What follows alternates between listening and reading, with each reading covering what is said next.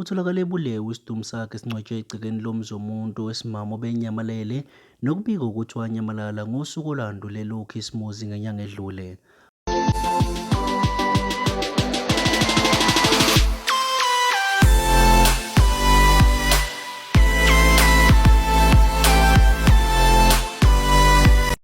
Buku Lesithuhle TV sakubingelela ungakhohlwa ukuncofoza u-like, follow, subscribe ukuze siqhubeke sikwethulele zonke ezingenayo.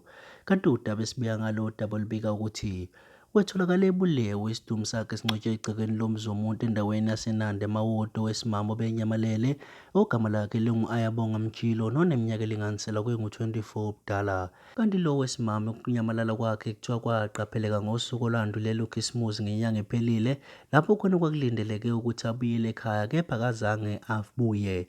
Kanti ngokuqhubeka kophenyo kubese kuba nemibiko eveze ukuthi lona owesifazane kunemibiko yokuthi ugcina ukubonakala endaweni yokudla eMhlanga nokuthema ngabe sekubhekwa amaqhamera kwenziwa uphenyo kwabe sekubonakala ehamba nomlisi oneminyaka elinganiselwa kwengu-37 ubudala nobephinde abe umphathi wakhe wasemsebenzini.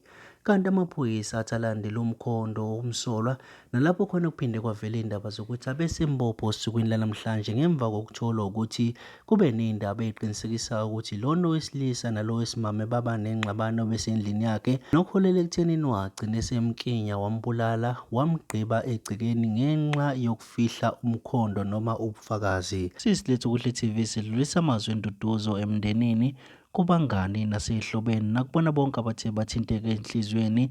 Sithi dudu alwehlanga lungehlanga, uNkulunkulu anipholise amanxeba aniphe ukuqina kuleli khathi zomzimba ebese sifisa ukuthi-ke ingalo yomthetho idlale indima yawo benzeke ubulungiswa obufanelekile kulesi senzo salo menzi wokubi. Kanti Buku Lesithuhle TV ngaphambi kokuba siligoqela lolu daba singafisa ukuzwa ukuthi kuthini ukuphawula kwakho ngalolu daba.